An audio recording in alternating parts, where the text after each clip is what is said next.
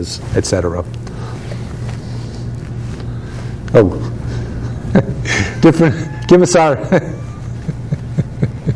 David, you could start. The camera's on you. Okay. Good evening. Welcome to Progressive Soup. My name is David Stevenson. I'm tonight's host, along with Emily Volpentesta, and we have a guest who we've had on Progressive Soup a number of times, Lieutenant Colonel Michael Zacchea, who's retired from the United States Marine Corps, and his present-day occupation is that he counsels veterans from all the service branches that come back to America and helps them find employment, helps them reacclimate to life stateside. And you have a question. Yes. So, tell me a little bit, Michael. Tell me a little bit about your history. What brought you into the U.S. Marine Corps? Sure. Well, first, I want to say thank you, David, for having me, and welcome aboard, Yes. Emily. So, I enlisted on August 2nd of 1985, 2 weeks after my 17th birthday, and I come from a Marine family. My father was a Marine, my uncle was a Marine, my grandfather was a Marine. I had another, I guess, grand uncle who was a Marine who was wounded in the South Pacific in World War II.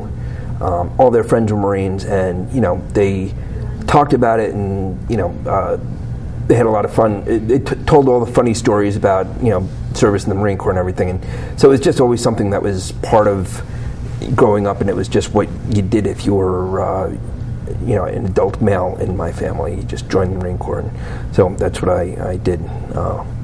And did growing up in that background prepare you at all for what you experienced when you did go on your tours of duties? Where did you go on your tours of duties? What was your experience? So the initial answer to that is yes, and later on the answer to that is no.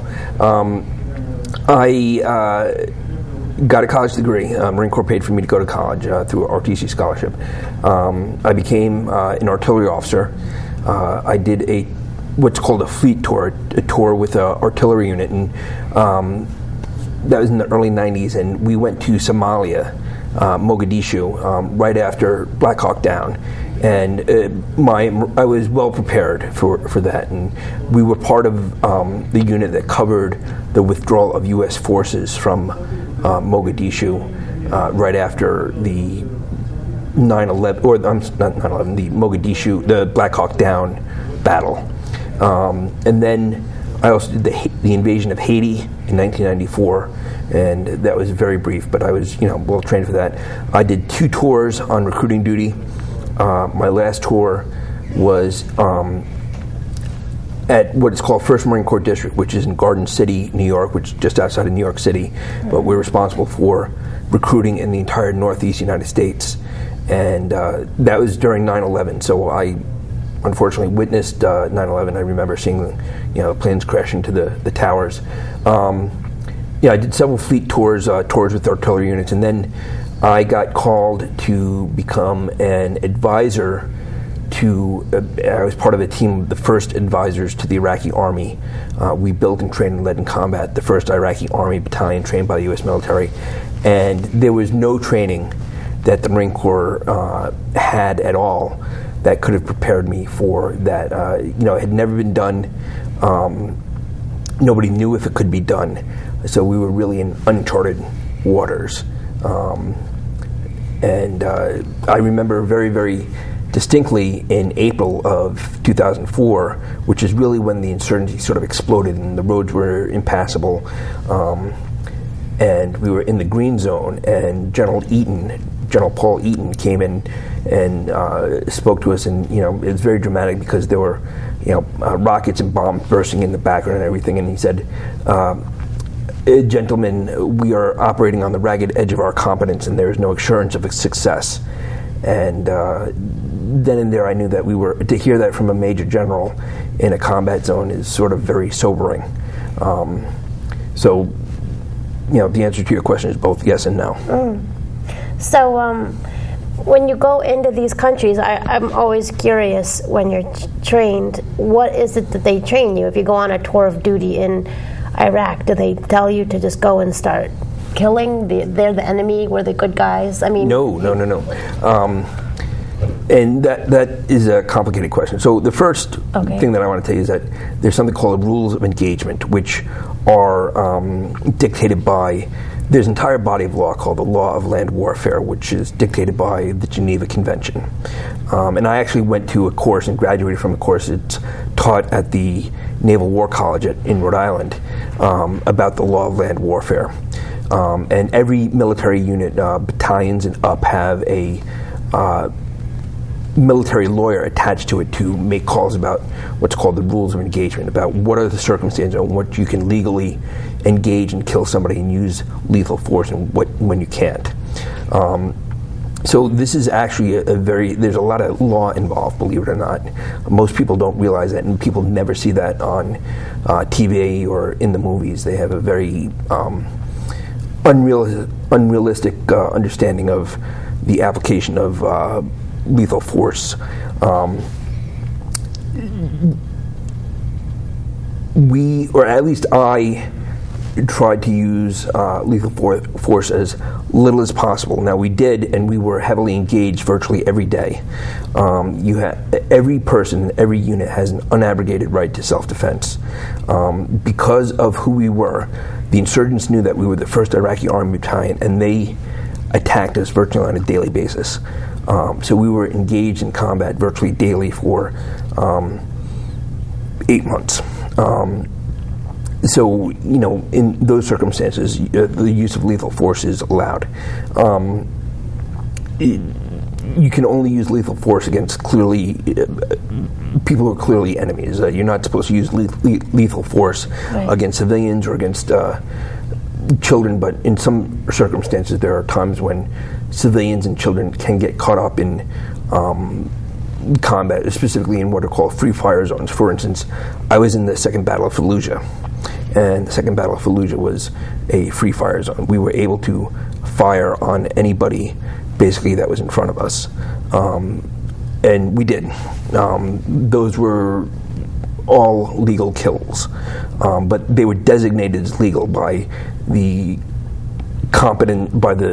duly designated authority.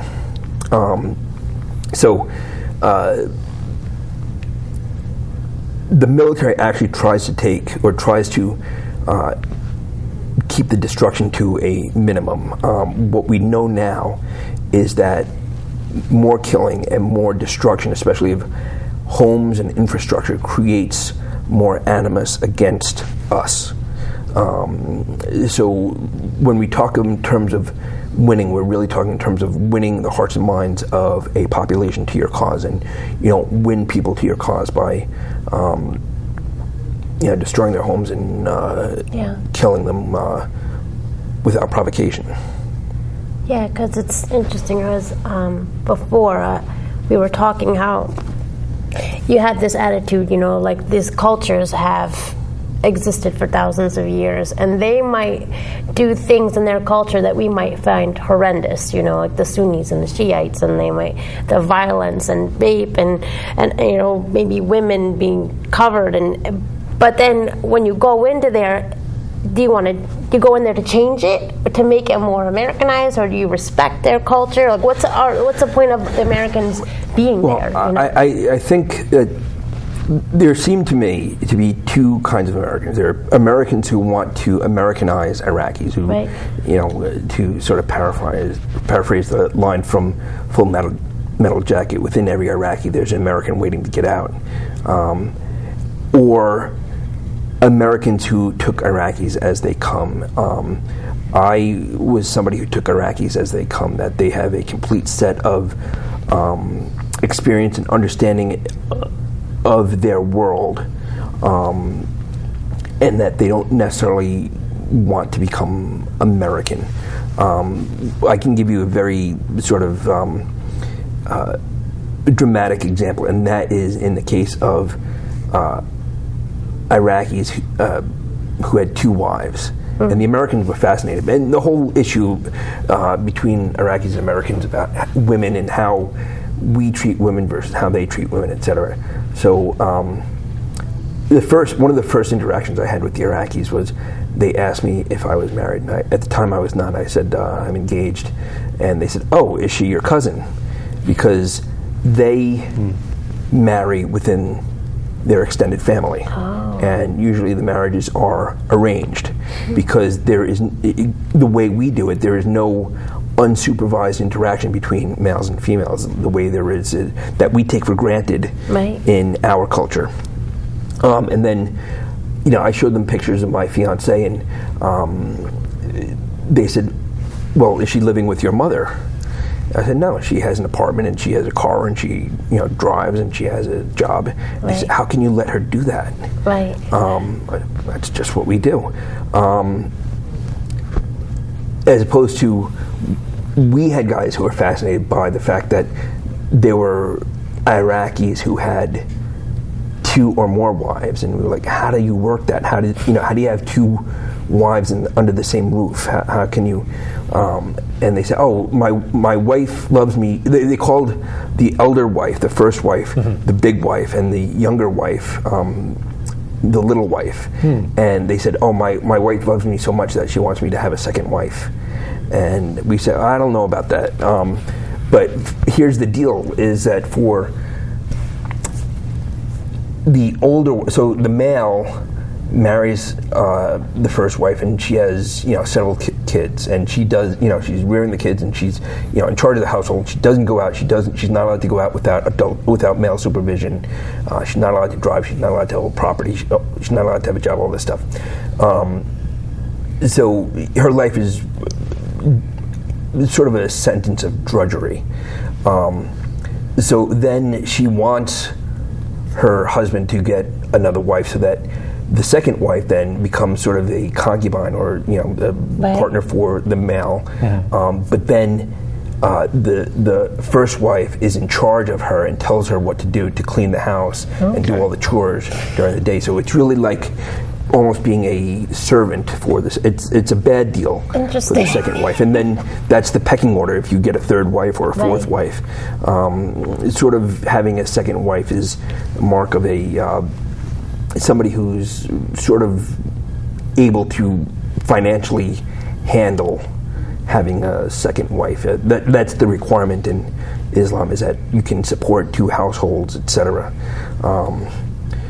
So our guys were always fascinated by that sort of thing. Now, the other thing that we were fascinated by, or I don't know if fascinated is the right word, but culturally, I thought it was interesting that Iraqis don't like homosexual men, but they have a saying, a cultural saying, that women are for babies, men are for pleasure. So they don't mind having sex with each other, but it's the identification as homosexual that is anathema to them. So I thought it was interesting that they make that distinction between identity and action. Is that a fair comparison to the Roman or the Greek cultures? I think so, yeah. Okay, because they had something sort of like that. Right, yeah, absolutely. Well, in the book, The Kite Runner, about the Afghani culture, it was almost like the Sunnis and the Shiites. They almost use it as a form of power, like whoever was more powerful. That I can understand, because a lot of Iraq culture, especially among the men, is about dominance. So, for instance, one of the things that's very interesting is that all the Iraqi officers are physically bigger than the Iraqi enlisted soldier. And that's because they come from a different socioeconomic strata. So they had much more protein. They played sports, all this stuff. The average soldiers came from very poor backgrounds, probably suffered from food insecurity. So there's a very noticeable distinction in the sizes between officers and enlisted. Now, I'm a small guy, but Iraqis would try to physically dominate me, and I would never let them. I would never let them put me in a position where I could be physically dominated. So I was always very careful to do that, because that's definitely a part of their culture. Another part of their culture is saving face, is that they always have to have a public face that they present, and if that face is somehow compromised, it's like a real almost a killing insult. Right. You incur almost a blood debt or blood feud between with them. So you have to be very careful. If you make them look bad in front of their, culture or their family, or so now you're saying now that you helped write some law where Iraqis can come to this country. Right. So I had stayed in contact with the Iraqis from my battalion and my Iraqi interpreters. And in 2006, I worked with Representative Steve Israel, worked with his office to write what's known as the Israel Amendment to the 2007 National Defense Authorization Act, which created a program called the Special Immigrant Visa Program that helped Iraqis who helped the United States come to the United States, because in Iraqi culture they were considered collaborators, and they were marked for death. They were sold out to the insurgents, and if the insurgents got a hold of you, they were going to kill you. There was no. And one of my interpreters had survived 3 assassination attempts, and they got him on the 4th time. So we were able to get this next interpreter out. So he came in October of 2008. He didn't come in the first round, but he came in the second round. And then we formed an organization here called the Iraq Refugee Assistance Council to help Iraqi refugees here. And then we connected with Kirk Johnson, who was from USAID, but he had created what's called the LIST project of thousands of Iraqis in Iraq to help them come to the United States. So we basically formed a pipeline, and then once we got these Iraqis through the pipeline, we put them with all these people throughout the United States to help them get settled. Do you think after September 11th, I mean, most Americans thought of as Iraqis or anywhere from the Middle East, we thought of them as terrorists and as the bad guys. I mean, what was it difficult making these laws? I mean, yes, and unfortunately, I have seen that the ugly underbelly of anti-Arab racism in this country. I've had a number of people, both when I tell people that I did that or that I was an advisor to the Iraqi army, they say, well, aren't they the enemy? Right, yeah. Or why are you helping them? Or don't they want to kill us? Right, yeah. The Iraqis that I work with they don't necessarily want to be American, but they want the things that we want. They want a peaceful life. They want to raise their children. Right. They want housing security. They want to have a nice, normal, uneventful life. They want the kinds of freedoms that we enjoy. They want freedom of religion. They want freedom of expression. They want to be able to socialize with who they want to socialize with. They want to lead a life free of the daily dangers that they live with now. So unfortunately, I have seen. I've been disappointed in seeing some of this prejudice from my fellow Americans. Now, one of the things we're going to talk about in tonight's show and again in tomorrow's show is the current situation in Iraq. Yeah. The problems that exist and the solutions, potential solutions that you see. Sure. That leads me into wondering, I guess a question that I'm thinking now that probably you'll be able to answer for me when we get into that part of the conversation is you trained this army, you helped train the Iraqi army and the Iraqi, militia and military. What went wrong? Is there something in the way they're led now? Is there something in the way they were trained? What led to, because they seem to pretty much fall apart. At least that's what I've heard in the press, is pretty much when ISIS came through, they pretty much disintegrated and ran for the hills, so to speak. This is a great just question. something for part of the I have of that discussion. A lot to say about that. I don't know if you want to get into it now or not, but I have a lot to say about that. Well, give us a little background on what's going on. Okay. The facts of the situation, Sure. and then we'll blend that in. So, ISIS is the Islamic State of Iraq and Syria, and they are a splinter group from Al Qaeda. Al Qaeda rejected them because they are so extremely violent. They are crucifying their own soldiers for being insufficiently zealous in the prosecution of their war.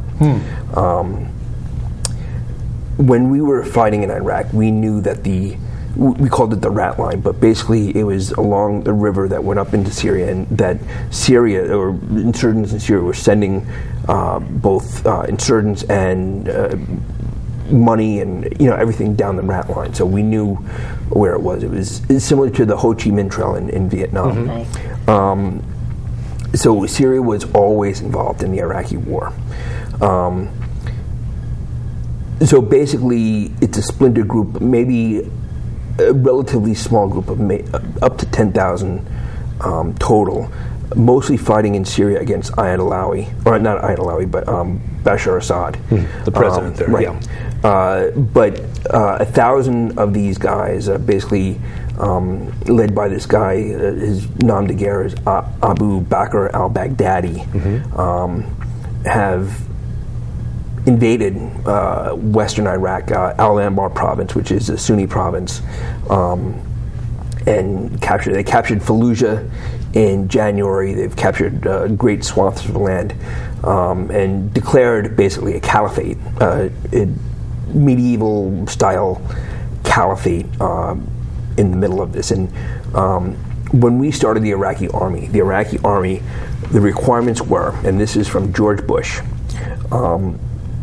the Iraqi army could defend its borders, it could maintain internal stability, and it could be a U.S. ally in the global war on terror. And by those three requirements, this Iraqi army is a failure. Seems like pretty reasonable guidelines to go by. Yes, absolutely. I believe and believed from the very beginning, and actually both internally, sort of as a professional, argued against this, but also in 2006 I testified to the House and Senate Armed Forces Committee about this, that what we were doing in creating metrics for success for the Iraqi army was superimposing Western-style metrics for success on a Arab army, and those Western styles of the Western metrics of success did not necessarily translate into true effectiveness on the ground. What are the differences? Well, what I believe is that the Western metrics of success were designed specifically for domestic political consumption, so that we could say, well, we're accomplishing this, we're moving this far forward, and we could create for the American people, the American electorate, light at the end of the tunnel. So the measurable goal of putting forth something that people could grab onto and say, well, that sounds good to me. Yes, absolutely.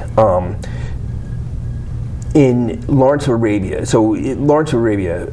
Lawrence wrote two very important things about his experience in... Quick note, there's a real good article a couple months ago in the Smithsonian Magazine about Iraq, about how America pretty much recreated the mistakes that the British made during World War I when they shoehorned three nations together into what we now know as Iraq. But that's something for you guys to look up. Right. So it's a pretty good article, but go ahead. So T.E. Lawrence was a British intelligence officer based in Cairo. Lawrence of Arabia. Right, and he basically created an Arab insurgency to fight against the Ottoman Turks during World War I.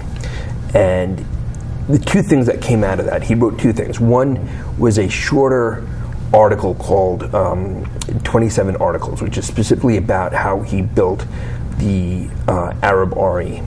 And the larger, more sort of epic was Seven Pillars of Wisdom, which became the movie with Peter O'Toole.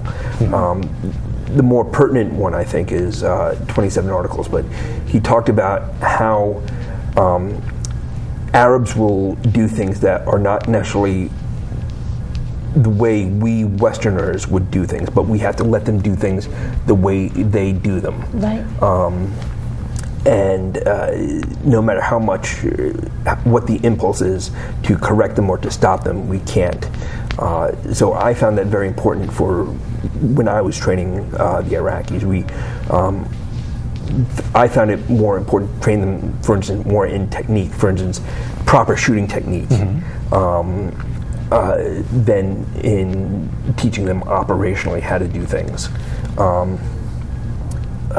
So part of the problem, I think, is one, leadership. Iraqis respond to good leadership.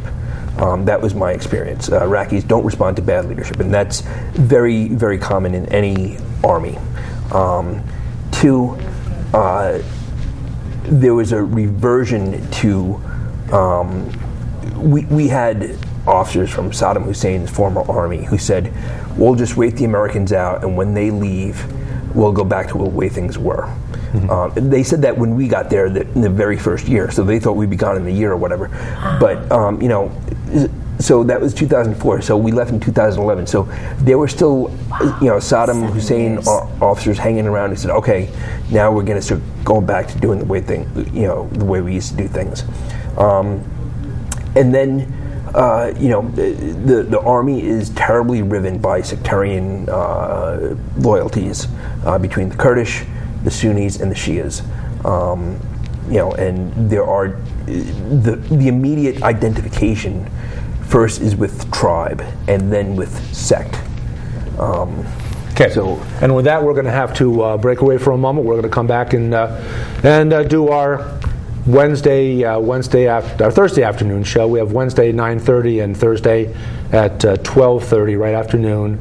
And this is Progressive Soup. I'm David Stevenson, Emily Volpin-Testa co-hosts, and Lieutenant Colonel Michael Zacchea, who knows certainly a lot more about Iraq than Emily or I do, and probably knows a lot more than what most Americans do. And we're going to try to sort out a little bit about what's going on now. This has been Progressive Soup, and we shall see you again. You'll see us again tomorrow right afternoon, 12:30. Thanks.